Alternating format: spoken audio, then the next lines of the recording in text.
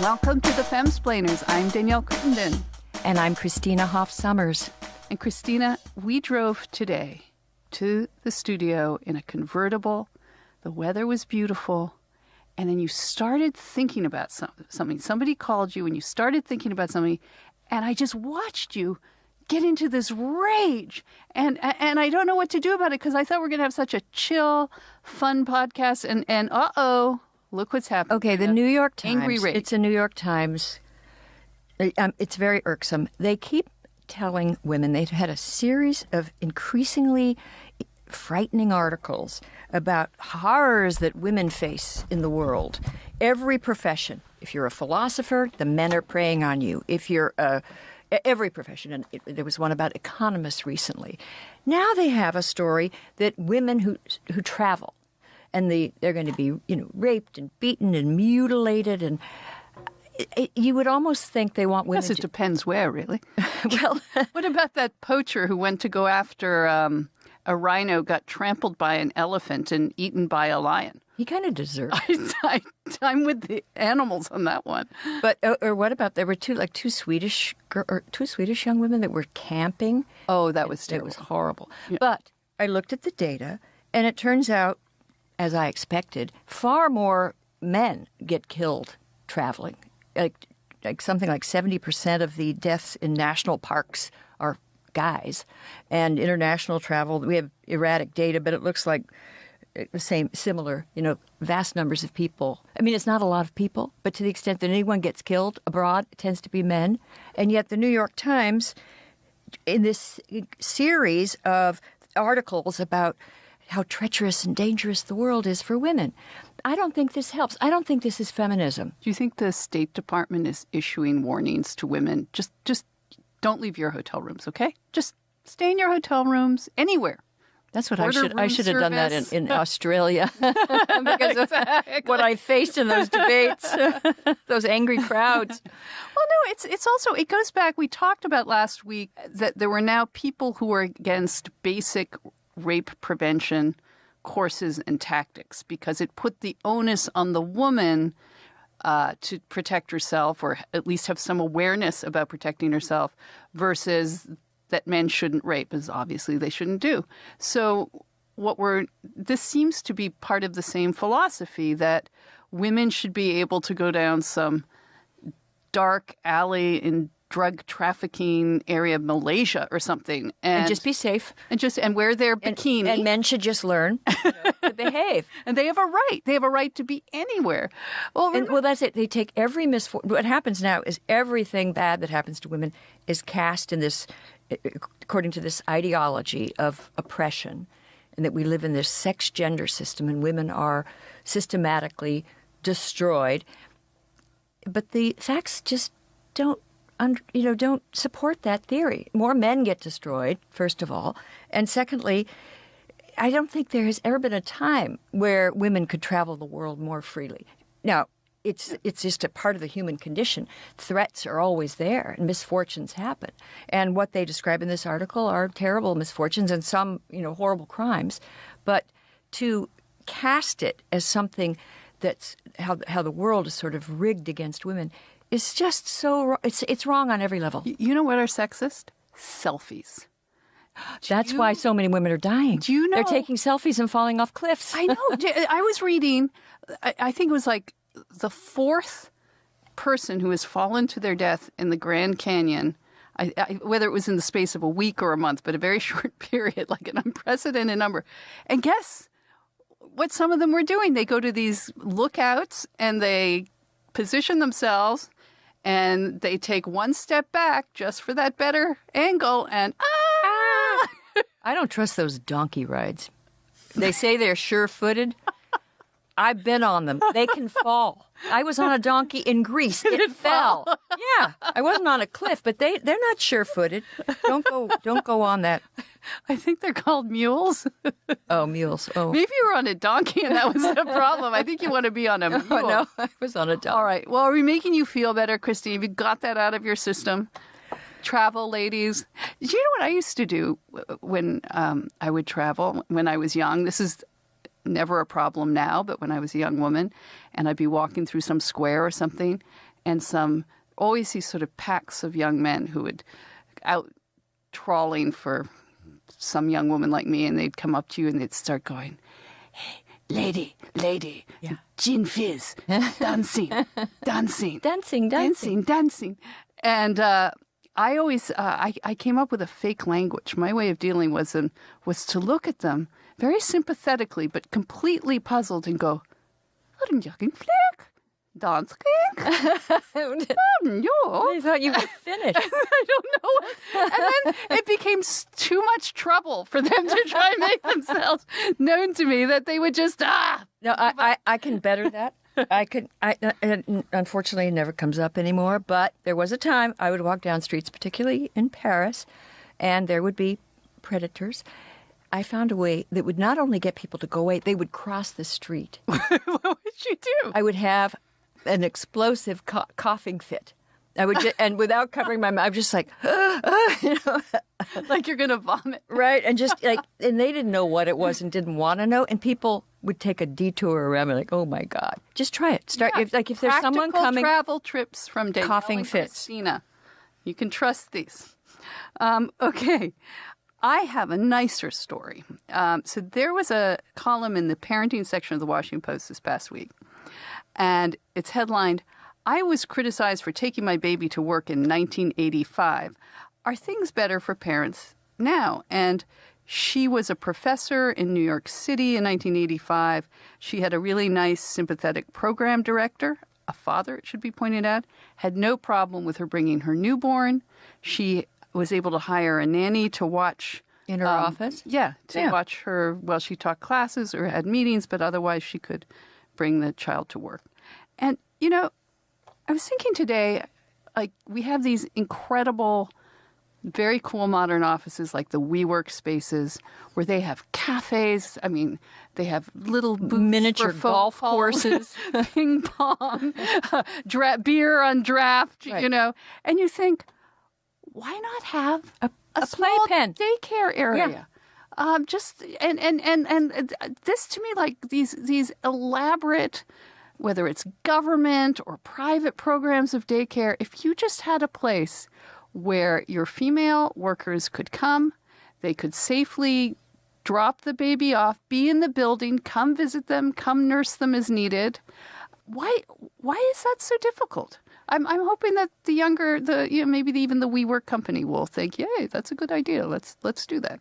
I know. And if they made it easier, more people would have babies. Because we've kind of got a birth dearth. I mean, I'm sure there are liability issues as there are with anything, but I can't imagine it's such a huge cost sink to employ a few caregivers, a day in a workspace. It's amazing that they don't do it more. There must be a reason. It must not have worked out. It must have been tried, or they haven't really tried it. I don't know.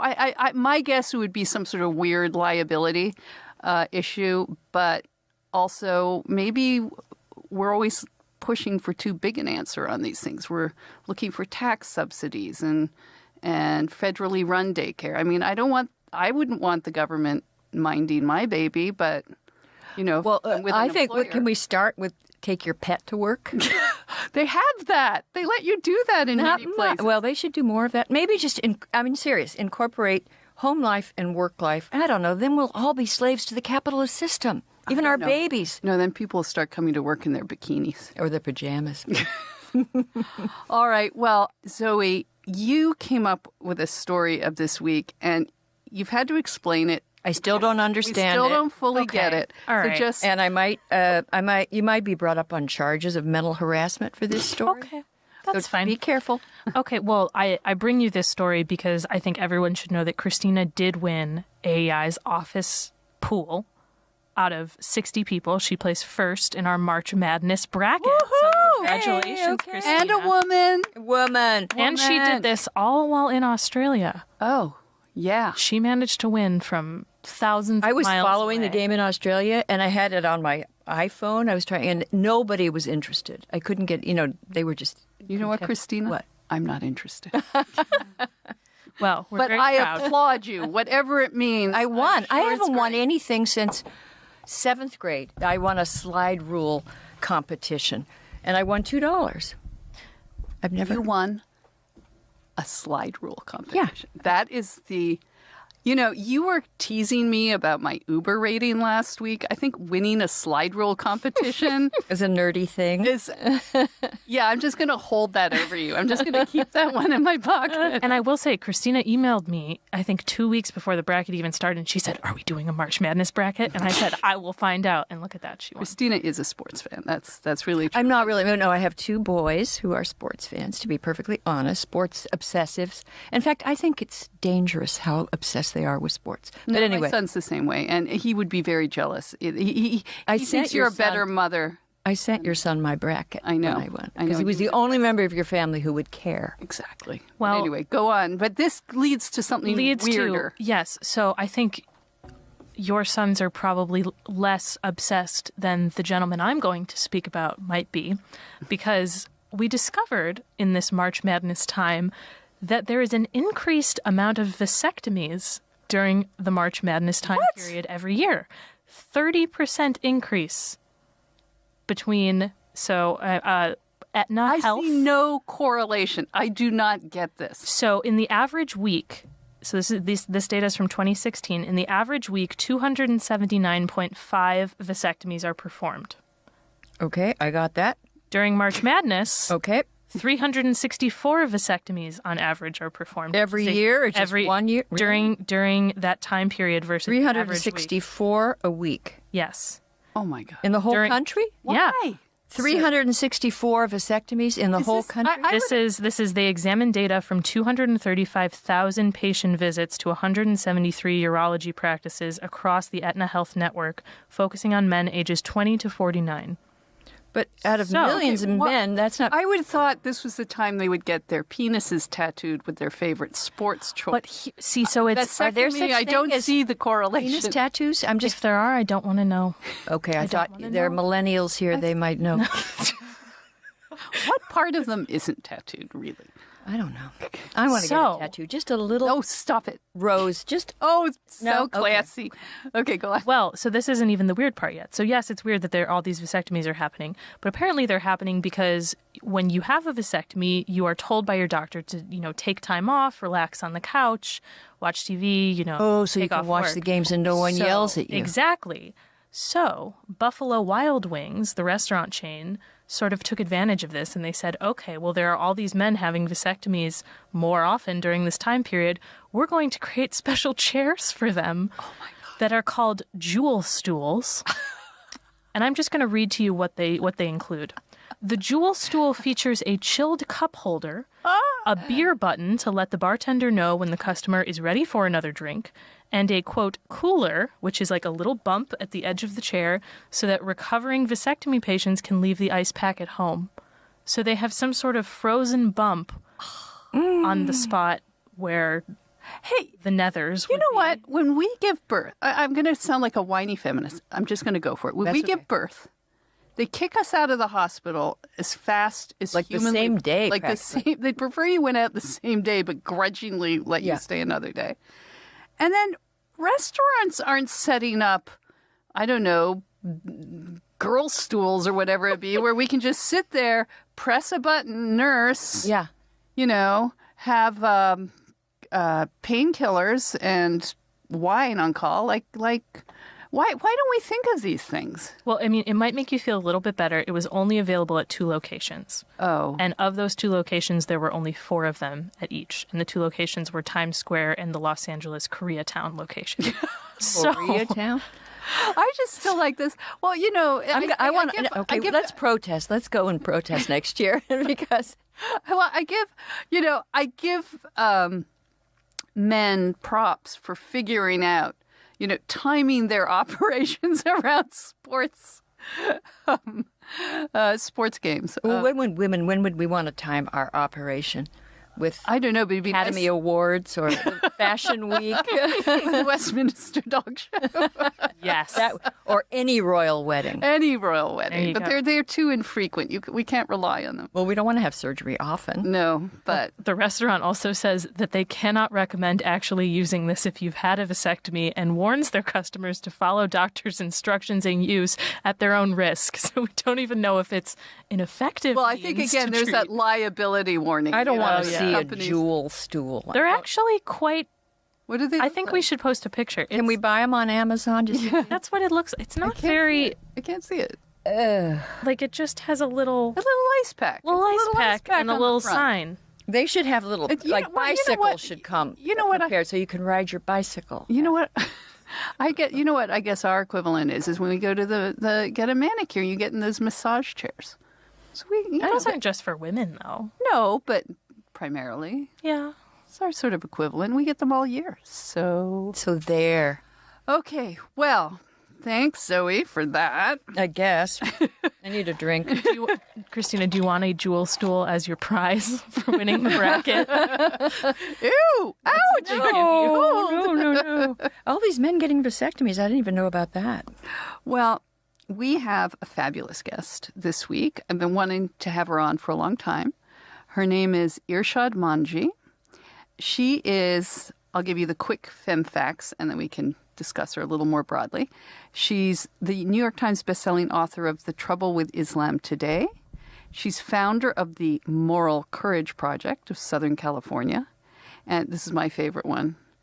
Winner of Oprah Winfrey's Chutzpah Prize for Boldness. Now, do you think Oprah Winfrey is appropriating Jewish culture by offering a chutzpah Yeah, prize? I'm kind of offended by that.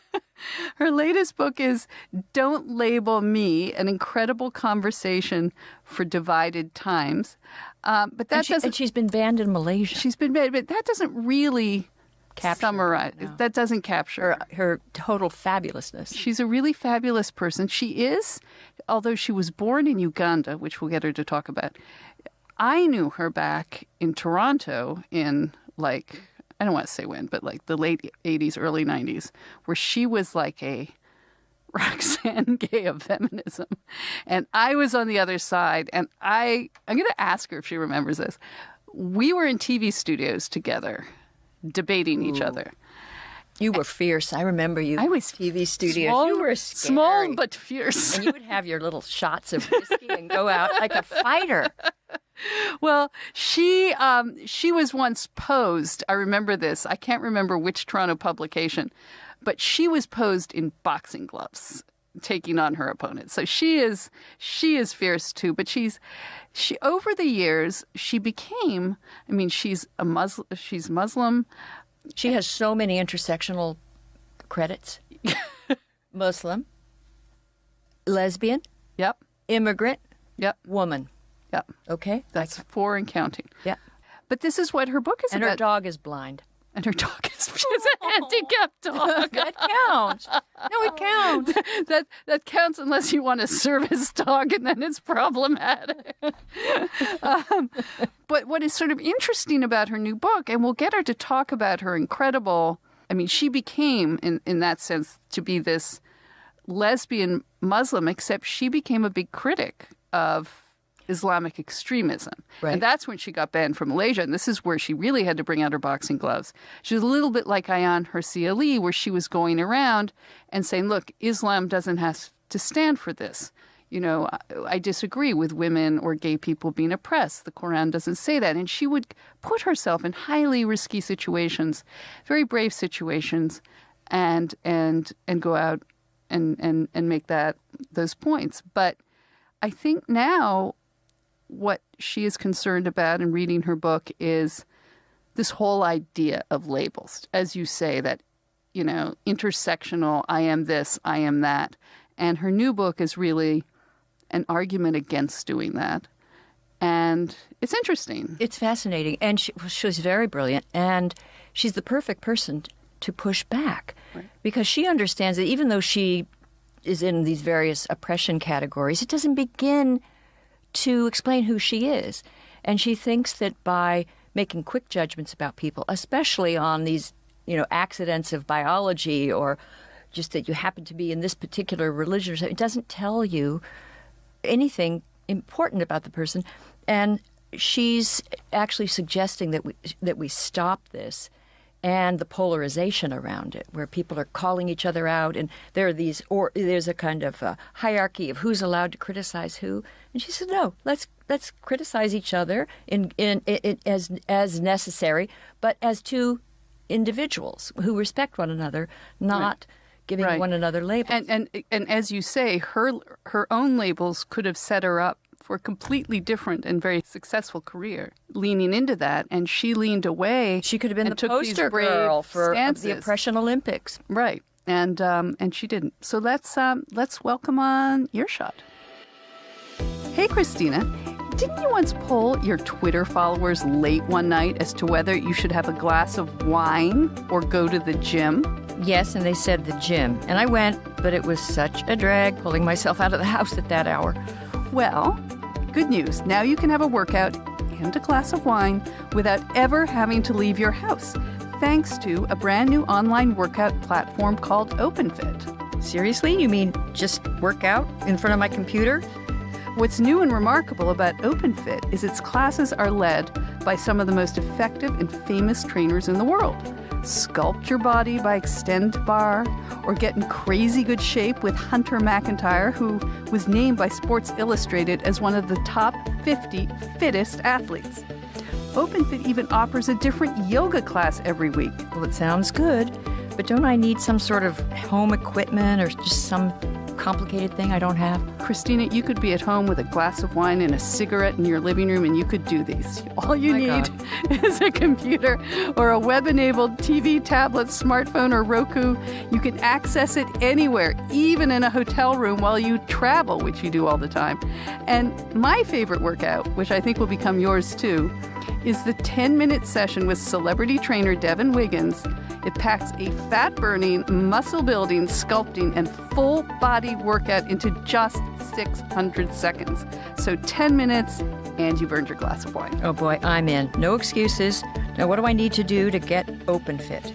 Well, right now, during the OpenFit 30-Day Challenge, our listeners get a special extended 30-day free trial membership to OpenFit, where you can lose up to 15 pounds in 30 days when you text, and it is important that you text Femsplain to 303030. That's 303030.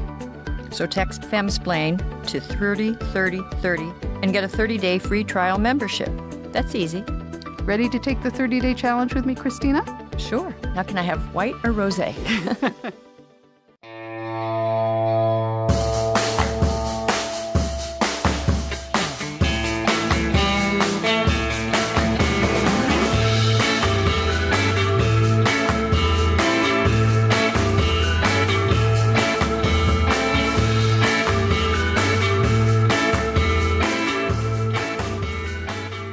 Welcome, Irshad Manji, to the podcast. Aloha, ladies. Glad to be with you. She's in Hawaii. How did that happen? That's what I want to know.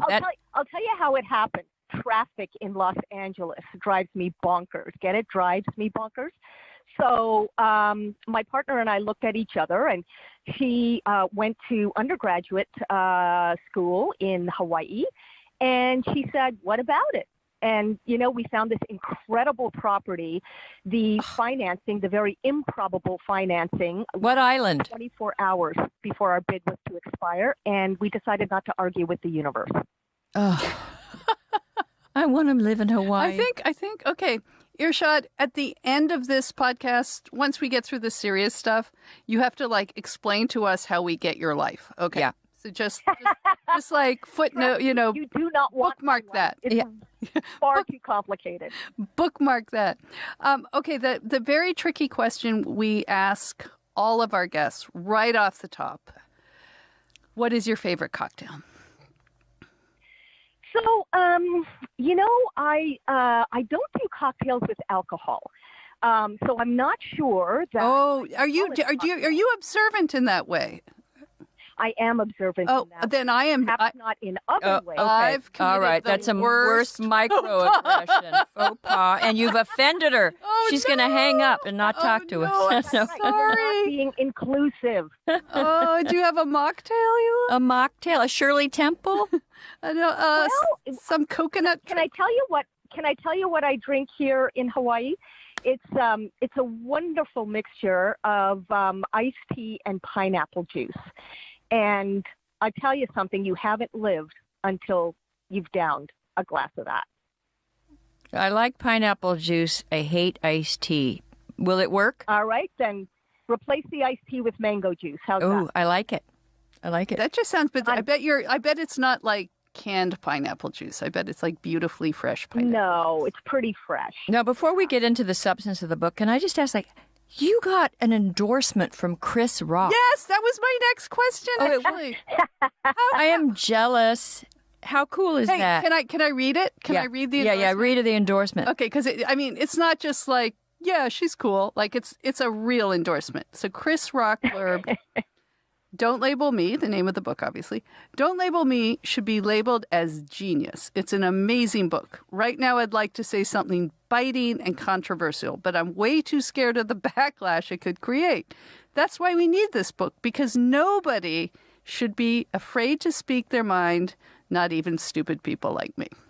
That's what he said. So, yeah, start with that, and then let's talk about it. Talk about labels. Well, so as both of you know, I teach something called moral courage, which essentially means doing the right thing in the face of your fears. Well, Chris sends his kids to a particular school in New York that brought me in to engage with students and faculty about moral courage. And when he received the newsletter about that, he said to the headmaster, I love this. How can I help? And she said, well, as it turns out, Irshad Manji is coming out with a new book. And, boy, she knows, Chris, that, you have a real problem with the fact that so many young people today, especially on university campuses, take offense quite quickly. Really? Which, by the way, parenthetically, is why Chris Rock doesn't, perform on university campuses anymore. He just can't be bothered. Anyway, the headmaster said, how about reading her manuscript and providing an endorsement if you so feel moved. He did exactly that. Wow. That's amazing. Well, and worthy. I don't know if you remember this, Irshad. We go back, both of us go back a long time in Canada before you get your glamorous Hawaiian lifestyle. And I don't know if you remember this, but I think like over 2 decades ago, you and I found ourselves across a TV table, and we were arguing about feminism, and you were on one side and I was on the other. And I'm sure I saw you as a label, and I'm sure you saw me as a label.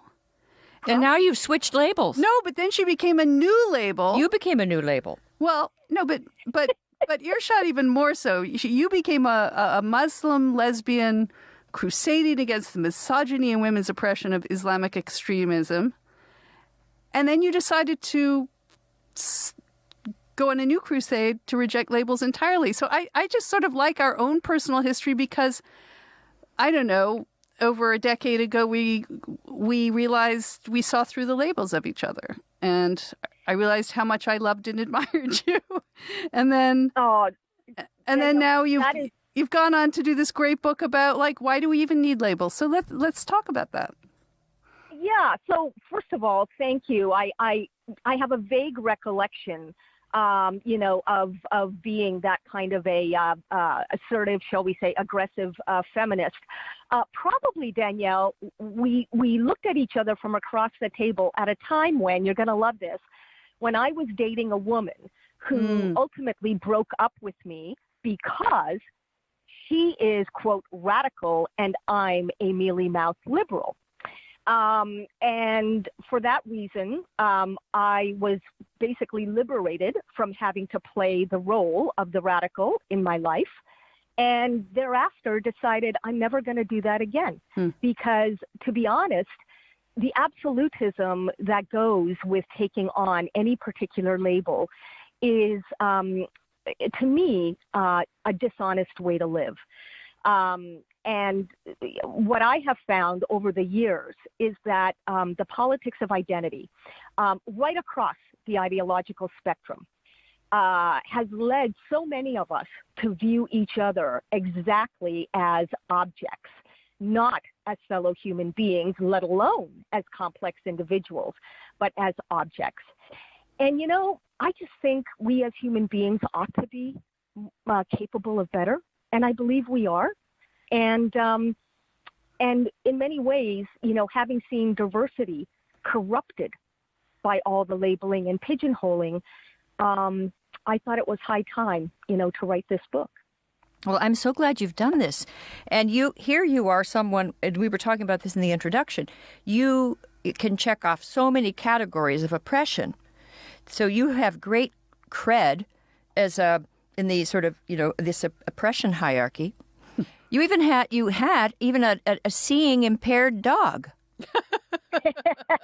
Otherwise known as blind. That's well, I don't want to say that. Don't say that. Differently sighted. Yeah, and by the way, she absolutely was differently sighted. Let me explain. So, as you know, Don't Label Me is really a conversation between me and my now late dog. God Oh, no. Yeah. And you see how cute it is?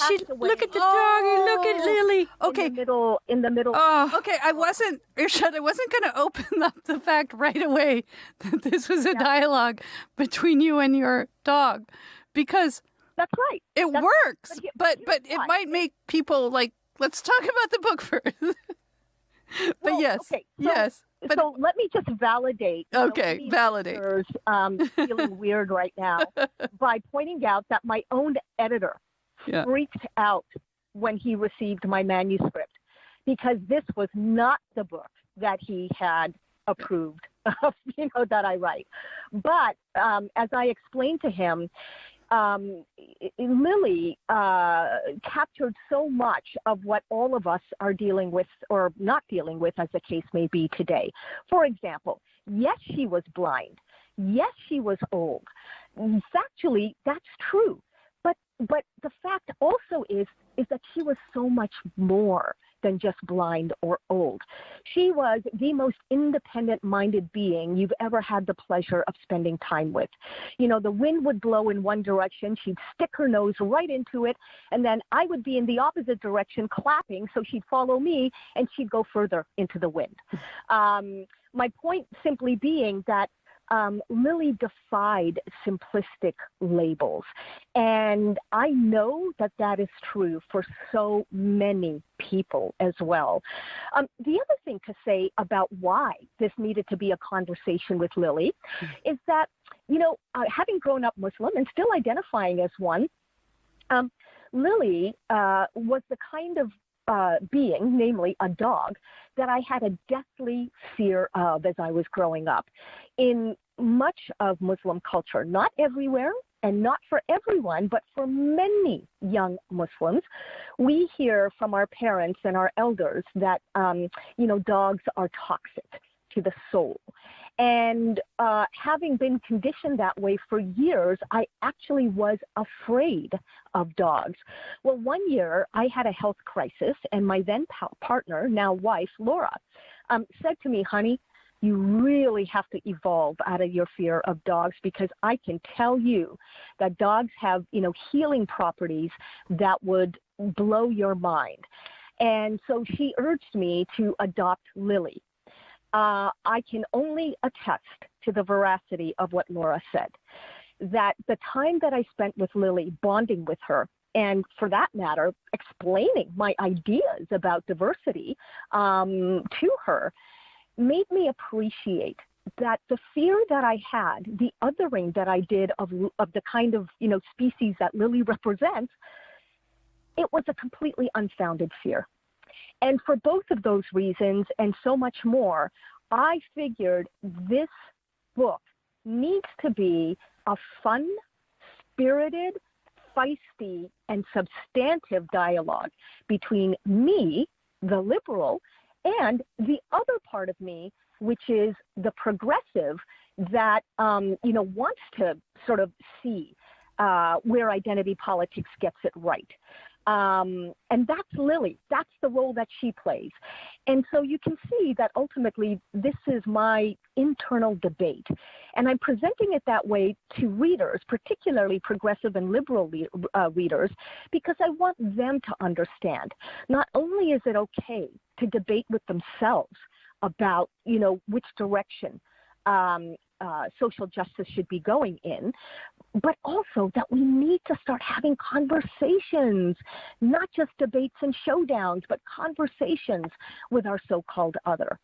So I think that this was a fun and accessible way of writing a book that ultimately is a solution, I hope, to the corruption of diversity today. Well, it definitely was a fun conversation. When you started it, I was like, uh-oh, like your editor.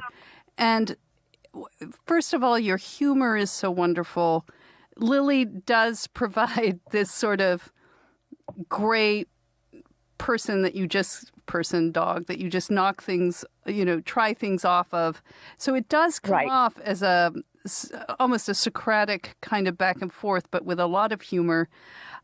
But to go back to what set you on this path, one of the stories I loved in the book was about your kind of fatigue that you developed.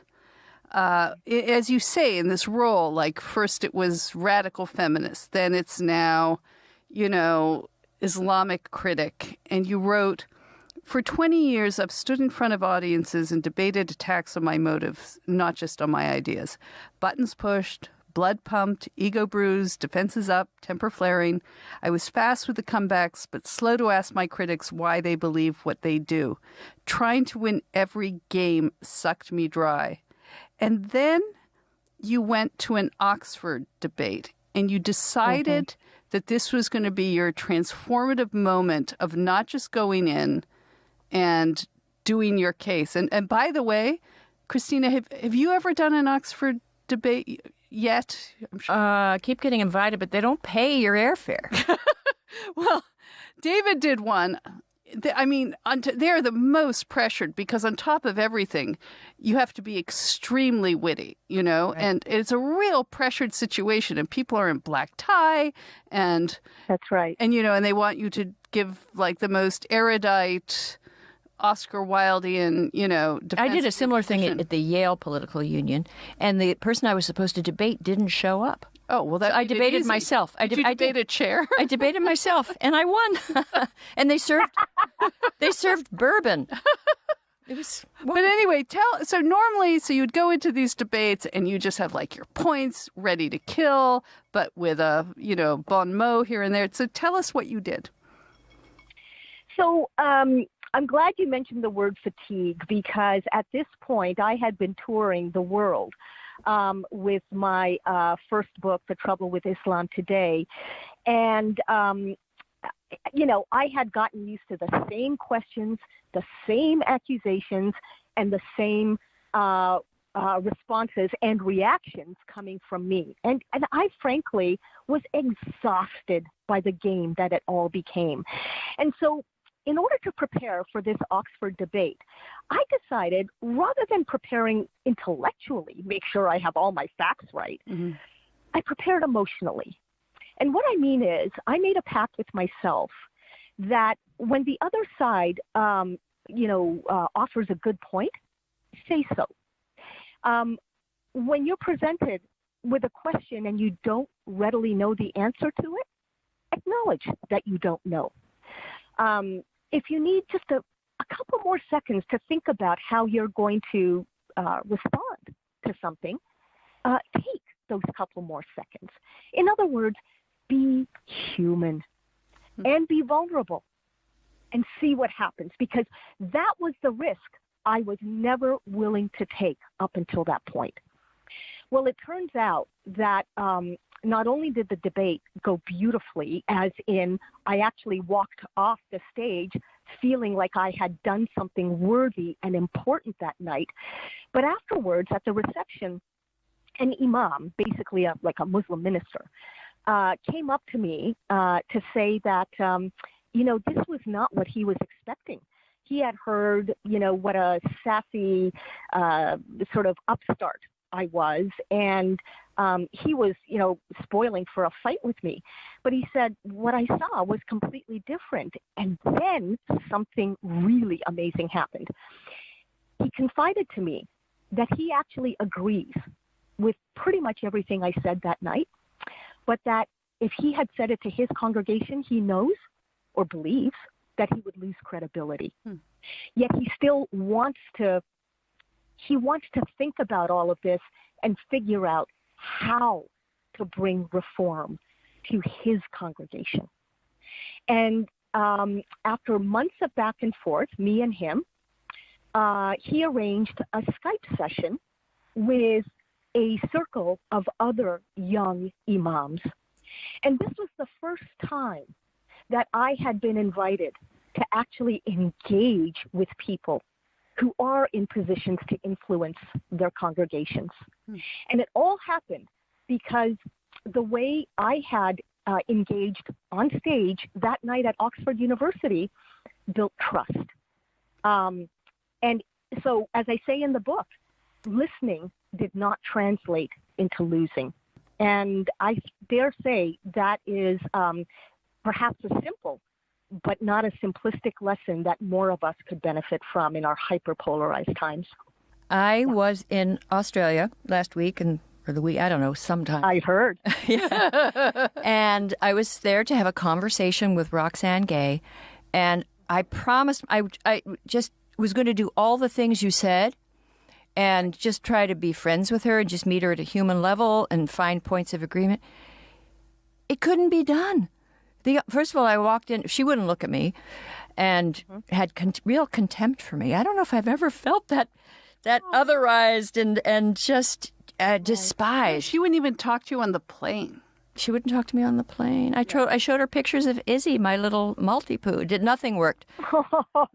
But your dog looks a little like Izzy. So cute. Anyway, point is, there are some tough customers. And it wasn't her. I mean, I think if the audience had been more... Yeah, the audience sane, it encouraged her in the wrong direction. Maybe she would have talked to me, but there are some tough situations out there. I mean, the on both sides, the far right and the far left, you find people that are very hard to reach. How do you do it? Well, and you're absolutely right. By no means am I saying that it's easy peasy. We're going to meet various levels of intolerance and, yes, dehumanization from the so-called other, in this case, your discussion partner, when we're trying to have a constructive conversation.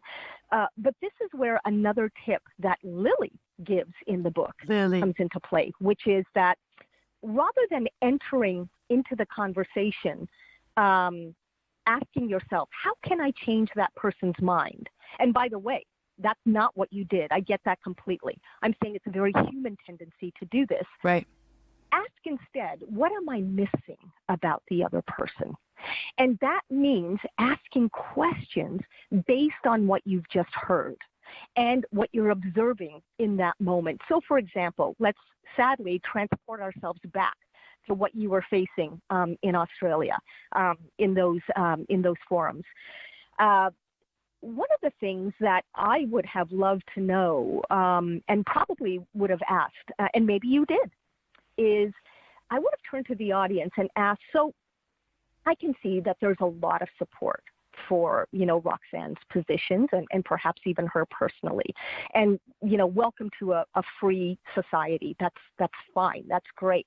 But let me ask you all, put yourself in the shoes of people who do not yet hold the positions that you do. And in fact, are looking at you and will be hearing about this soon and roll their eyes and think to themselves, yep, these people are authoritarians.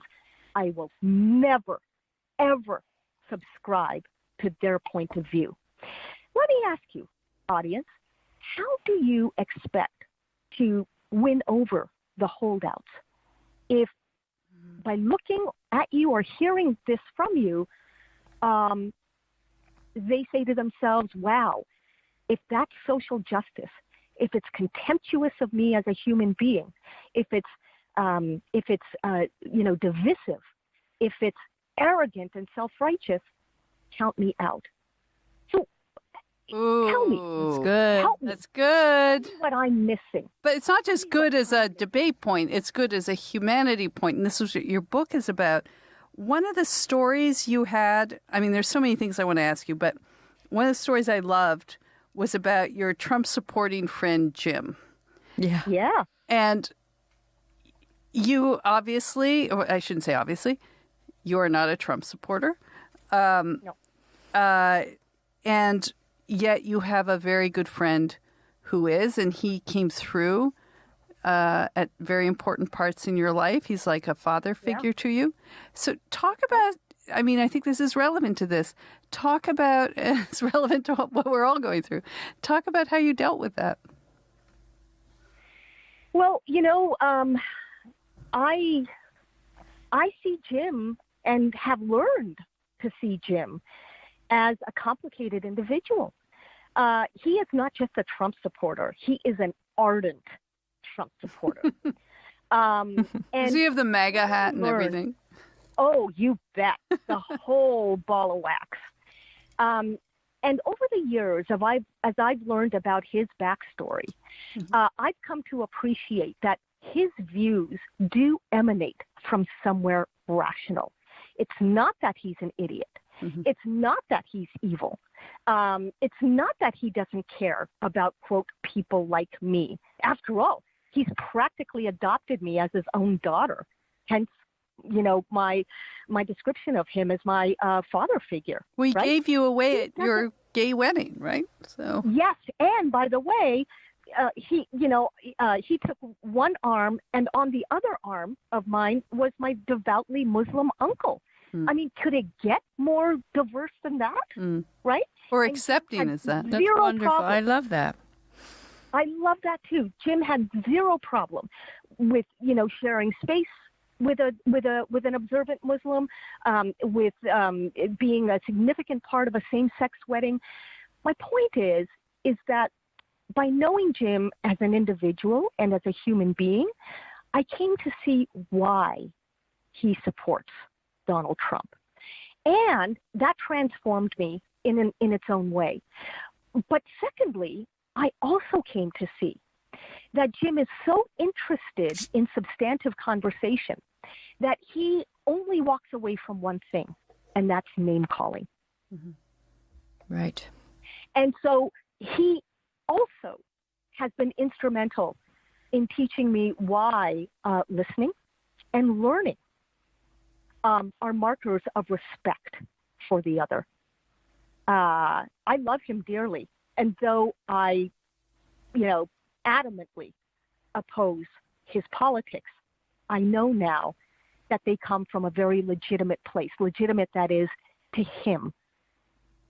And that way, he kind of defies all the labels and all the stereotypes. And what I'm saying to my fellow liberals and progressives who read this book is that you have no idea what you're going to learn. And learn not just about your own blind spots, that goes without saying, but learn also how to frame your own points, your own arguments in a way that the Jims of this world can hear. Because as you know from reading the book, there are times in which I have stood up, literally gotten up from a lying down position. I was dozing off in his living room one night, and he said something that, I thought was so unfounded that I sprang back to vertical life. He was watching Fox News Google. or something, right? Well, and I asked him, it was about Obama, this, what he had said. Mm-hmm. And I asked him to Google something. He had his iPad right in front of him. And when he found what I told him he would find, he just kind of sat there and went, I'd never heard of that, or I'd never thought about that. And the next day, he gushed to me how much he enjoyed the conversation and how he's still thinking about, what he learned. Right? So my point being that when you get to know your other, and not just know of their existence, you'll actually glean information from them that will then help you reframe your argument in a way that they can finally hear. So, the point I'm making here is it's not about being nice for the sake of being nice. It's about being smart. Yeah, that comes through. And compassionate and respectful and listening. Hey, can I just say one other thing about this word respectful? Yeah. When I've gone to college campuses with my previous books, and again, those books were about reforming Islam, I would hear so often young people, mostly Muslims, but sometimes not, sort of give me the tell it to the hand gesture and say something like, respect me. You have to respect me. And what they meant by that was you have to agree with me. But actually, when I looked into the root of the word respect, it comes from the Latin respectate, as in look, but look again, respectate. And so what it actually means is turn around. If you're going to respect somebody, you're going to turn around and look again, which means that going on a first impression is not the definition of respect, but actually taking the time to move beyond your labels for that person and therefore looking again is the very epitome of respect. Now, I have a question. It's Christina here. How have progressives responded to your book so far? So I have to say better than I thought. First and foremost, the magazine, The Progressive, was among the first to run a large excerpt from my book. Moreover, I'm hearing from a lot of young people of color who may or may not call themselves progressive, but in the politics that they, talk about, I would think that they are progressive. Regardless, I'm hearing from a lot of young people of color, university age, who say to me, I've been wanting to express these thoughts, but I didn't know how, or I'm afraid to. And, your book is giving me the permission and the courage to do so. Now, does that mean that it's been universally, praised? God, no, not at all. I do obviously hear from plenty of people who say that I'm complicit with racism, or that, I'm a shill for some malignant elements in our society, that I'm reinforcing, you guessed it, white supremacy. And here's the thing. I'm taking my own advice in the book by engaging with them and asking them why they believe what they believe, how they came to those positions. And what I'm finding is that by giving them a fair hearing, they are less defensive and often even say, well, I can't wait to read your book. And I always say, that's great. Remember to follow up with me. Let me know what you think after you finished it. And remember, critiques are welcome. And it's true. Critiques are welcome. How else am I going to grow? So all of this is simply to say that taking this approach, even on social media, or perhaps especially on social media, has been very rewarding. And for that reason, as much as any other, I'm just so excited, to see what kind of an impact the book has over time. You had a fascinating observation, which honestly I haven't read anywhere else. It goes to your, critics potentially saying you're supporting white supremacy, which obviously you are not. You were quoting Martin Luther King about character versus color. And right. You said progress won't ramp up by giving white America a taste of the putrid medicine dispensed to black America. The civil rights covenant of judging by character rather than by color still holds the secret to keeping each of us accountable for our part in the pursuit of happiness. And so right. you made a defense of it does nobody any good by demonizing white people, especially white men who feel, for better or worse, demonized. And then you had this other observation, which was whites that you had spoken to, male or female, felt they had no culture at all. And you spoke to a white Southerner who felt like, I have nothing to contribute, or I feel, that person said, I have things to contribute, but they're not valued. Talk about that a little. Right. I found that fascinating. Yeah.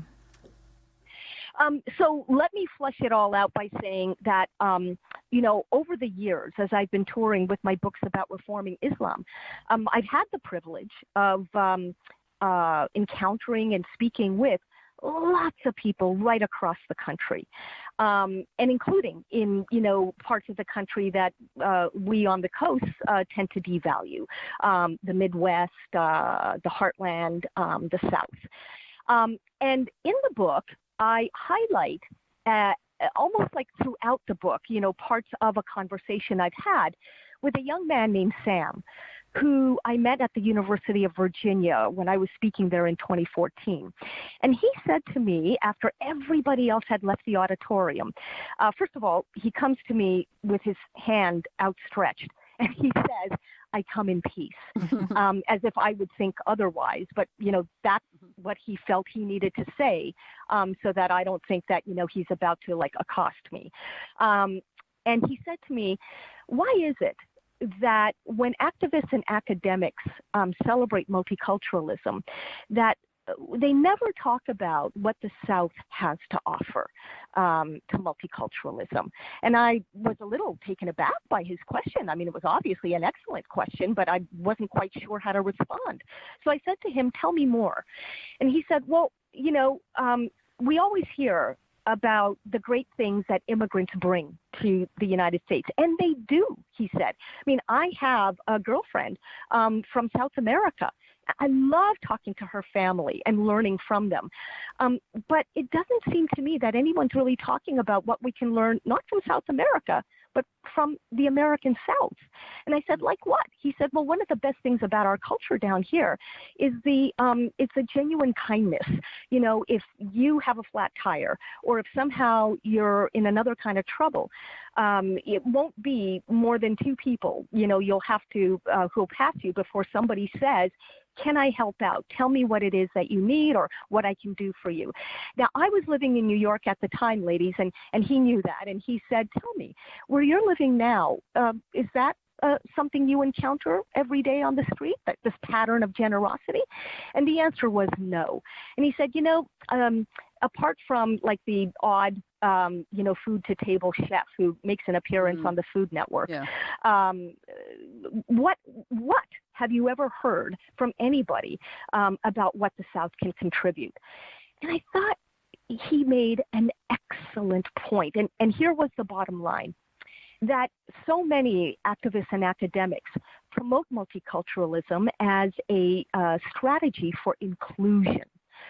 But they don't realize that the way so often multiculturalism is advocated is by excluding people in the South, white people in particular, many Black people in the South, of course, and are considered naturally, part of the multicultural tapestry of these United States. But white people, by and large, are not. And so what we have here, yet again, is the packaging of inclusion, but the practicing of exclusion. And I'm really calling on, my fellow diversity champions to think about how we can possibly have integrity, let alone sell a vision of diversity to the so-called holdouts, if it's so obvious to them that we're actually not being inclusive. And there was a second way over the course of of these years, that I've been touring the country with my books, that I've also learned how diversity today is being exclusive. The second way it's being exclusive is that we talk a good game, diversity champions, about differences of color and gender and, religion, but we very rarely celebrate differences of viewpoint. Mm-hmm. And that is, again, a violation of what diversity is supposed to be about. If we are not... Well, and you argue the framers of the Constitution. Right. If we're not including diversity of viewpoint, then so many people are not being considered, legitimate participants in a diverse society. And that has got to end if we're going to have any credibility as champions of diversity. Yeah, I remember I was speaking at I think it was Boston College, and there was it was the Young America's Foundation that was sponsored by Talk. It was campus conservatives, and there were two guys who roomed together. They were assigned roommates, and one was gay from New York, and the other was homophobic and from the South. And there they were, roommates. But they were, they weren't political about it, and they just kind of became friends. And now the gay guy from New York has joined the campus Republicans because he found that the campus radicals would not accept his friend. And he found that the conservatives were just a little more tolerant. But so yeah, and that's an observation that I've heard made quite often these past few years. I myself have noticed the same pattern. If I may get slightly political here, I think a really big point for listeners to understand is that by labeling white folks instantly as racists, as misogynists, as homophobes, without actually knowing the people whom we are labeling, we wind up humiliating a whole swath of America that I've come to understand is probably the key reason, not the only reason, but the key reason that Trump resonated so much with these alienated parts of America. Sure, there was all kinds of economic anxiety involved and, the various other issues that go with that. But first and foremost, I have learned is this, arrogance that many parts of America are rebelling against. And what they're saying is, by telling us what we can and can't say, and then by labeling us in ways that, are completely inaccurate and demeaning, you've told us that we don't belong. And if that's what you really believe, well, guess what? No wonder we are, headed for the ballot box and checking off or pulling the lever for the guy who tells us that we do belong.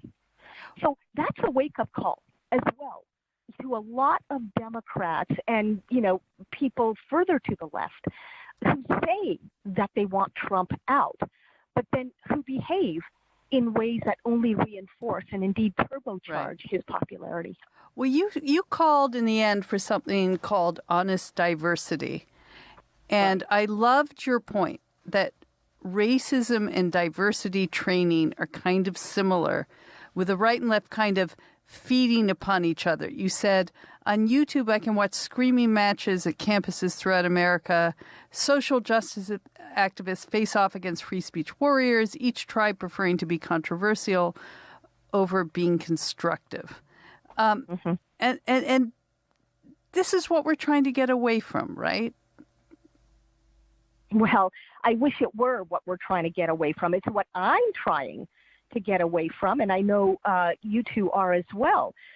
But, one of the reasons it's such an uphill battle to fight for what I call honest diversity, which means diversity that incorporates and includes diversity of viewpoint, is that, we humans are biologically wired to feel good we are all born with brains that actually have not evolved very much. Hundreds of thousands of years ago. Hey, speak for yourself, Irshad. Well, let me say, as somebody who proudly embraces her individuality, I do speak for myself. How's that? But hundreds of thousands of years ago, when our ancestors were still hunter-gatherers, everything that moved signified a potentially mortal threat. Well, the primitive parts of at least my brain can't distinguish today between a mortal danger and mere discomfort. So that when I'm being disagreed with, or when we are being disagreed with as individuals, the brain, the primitive part of the brain, sends out a signal to us that this is potentially mortal danger. When in fact, all it is mere discomfort. So one of the big challenges that I'm bringing up in the book and giving tips on how to meet that challenge is how to outwit, how to outsmart our own lizard brains. And that really does mean that we have to make choices, and we have to make intentional choices. But they're not hard choices to make. Let me be clear about that. Even if we got into the habit of just taking a couple of breaths before we decide to respond to something that really irks us, whether it's an opinion or whether it's somebody's behavior, just taking that breath or two allows us to slow down the blood rush in our body, literally slow jam the brain, and thereby tap into the evolved part of the brain that allows us to be a lot more rational than reactionary. And I know that for old folks like me, it may be, too late for most of us to develop that habit. I don't think it's too late, but, that's the excuse. Okay, but what about a new generation? Can they be taught to make something as simple as taking a couple of breaths before responding? Can that become a habit for them so that literally it becomes a no-brainer? Yeah. I do think that the answer is yes. And this is the kind of thing, apart from, much else, that I'm teaching here in Hawaii with the Moral Courage Academy. Well, you have made an incredible contribution to this. I think this is the question of the moment, right? How do we all, this is the gift of Trump, that we all. I'm so glad you say that. You're absolutely right. No, it's thrown open, a real earthquake volcano. It's something that we all have to deal with. And it's people like you, Irshad, who are teaching us how we're going to get through it in a humane way, and a way that works. And I just hope that all these diversity programs, they're working so hard, and these are earnest people who want a better world, but they're pursuing programs that are kind of on many campuses that are making it worse. And I just hope your message gets through. Yeah, we need you. We can do what they want to do, but because they want an integrated world. They want a world where people respect each other, where we're all mixed together. They don't. But they do, but they don't know how to do it. And what they're doing is the opposite. They're doing it by, and as she points out, they're doing what they claim the other side has done to them. Right. And that you cannot have contempt and you cannot dehumanize anybody. You just don't do it. And I think it was Jonathan Haidt and Lukianoff make this very good distinction between an approach which is where you stress your common humanity as opposed to an approach where you stress common enemy. And if you've got an enemy, we're all mad at the white male, or we're all angry at this, that doesn't work. It just doesn't work. But if you do it as Martin Luther King did, and as you so brilliantly suggest in this book, you do it and stressing our common humanity. Mm-hmm. And ironically enough, allow diversity to live up to its full potential. Yes. Yes, You're not pro-diversity. Exactly. And somebody that you would least expect. That's what I love about my Twitter followers is I've got people who would fit the profile of being, the most extreme social justice warrior, and they're conservative, or the people surprise you. Right. And what I don't like is this sort of essentialism of some standard, intersectional approaches, as if everyone who's in a particular group, they all think alike. No, they don't. There's diversity within every. Exactly. Well, I would say, in short, your book is required reading before Easter/Thanksgiving dinner. Yeah, we have to bring it back. Or if not that, then how about just rescuing a mutt?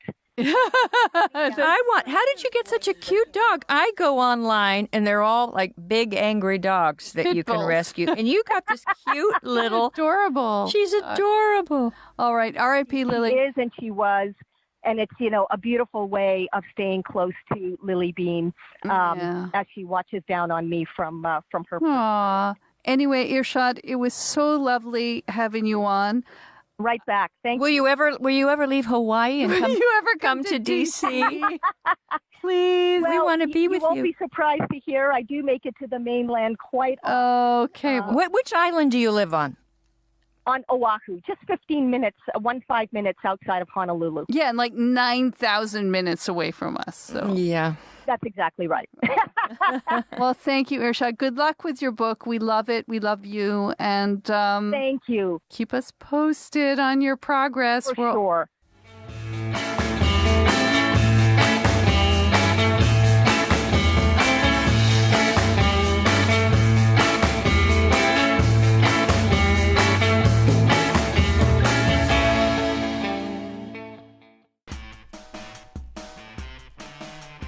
Hey, are you enjoying the Femsplainers? Well, we need your support. We do this out of the love of our hearts. We hope you feel that you have a free speech advocate, an alternative viewpoint, really just a fun space to hang out and drink. But we don't want to go behind a paywall. We don't actually meet our costs of production. And all we need to do is do that to stop us from going behind a paywall. So if you can help us, you can just join the conversation, buy a round of drinks, go to patreon.com/Femsplainers. Or if you don't like Patreon, you can go to wegather.com/Femsplainers, and you will have special benefits. We have a monthly last call podcast that you get to ask questions of our guests. It's very exclusive, kind of VIP. Nobody else gets to hear it. Nobody else gets to hear it. But Only the subscribers. Only subscribers. But we really, really need your help. And if you like what we're doing, if you like this conversation, I don't think there's any other podcast on the web by women. Right, where we're not saying cliched, whiny things, complaining about men. We like men. and tackling the issues that you want to talk about. Yeah. Serious issues, but also fun issues, right? Yeah. We've had incredible guests. We've had everybody from a porn star to Tina Brown, Ayaan Hirsi Ali, to Pulitzer Prize winning historian Anne Applebaum, David Brooks. What do you David want? Frum. David Frum. What more can we do for you? So if you don't want us to have to go behind a paywall, you just want to help it, just help us with our production costs. Yeah, we're just two ladies, and we're asking for your struggle. And you know what? Psychologically, it's just nice to know that people appreciate what we're doing. Right. So just buy us a round of drinks. Just come and help us. If you subscribe to a certain tier, you can ask us anything. As long as it's PG, we will answer it. And you also get the heads up on all our guests, and you can ask some questions too. But truly, it's important. We're really not yet meeting our costs. And even though we have sponsors, which are great, we really need your help. So that's patreon.com/Femsplainers and wegather.com/Femsplainers. And yeah, come join us for some special perks. Some fun splaining.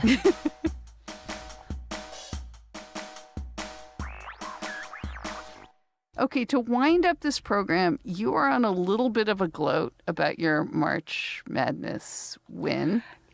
Well, I mean, I am, but I don't feel I'm getting a lot of respect. I won, and I won by a lot. Number one. Now, stipulate. I've been entering this AEI March Madness bracketology syndrome for years. And I never failed entirely, although occasionally I did. I was usually in the respectable, C minus. That's not so respectable. This year, I've been on top. It's a miracle. And we have in the studio Tyler Castle, who is the Director of Academic Programs and Master of all things relating to the bracket at AEI. And you just brought him in because I was super unappreciative of the triumph of this bracket because I don't even understand it. I just learned about Julie Stools from Zoe. I posted. I hope Tyler has not had a vasectomy. We are not providing. No, we're not going back. We're not going back. There are no Julie We're not going back. No, I really. All right, now I am offended. I cannot put myself into your situation. And everything Irshad said does not apply to situations like. But anyway, no, I didn't feel like, I don't know, I won. And so I posted. There was no parade. No, I thought there'd be a parade down. Parade? And, or in DuPont Circle, we'd have a big, everybody would come out and I'd get a big trophy. Later this week, it's coming. Oh, yeah, you have no idea. All right, so Tyler, explain. Well, I can confirm that Christina is not, in fact, lying. She was victorious, 145 to 132. So it was a commanding victory. Thank you. Yeah.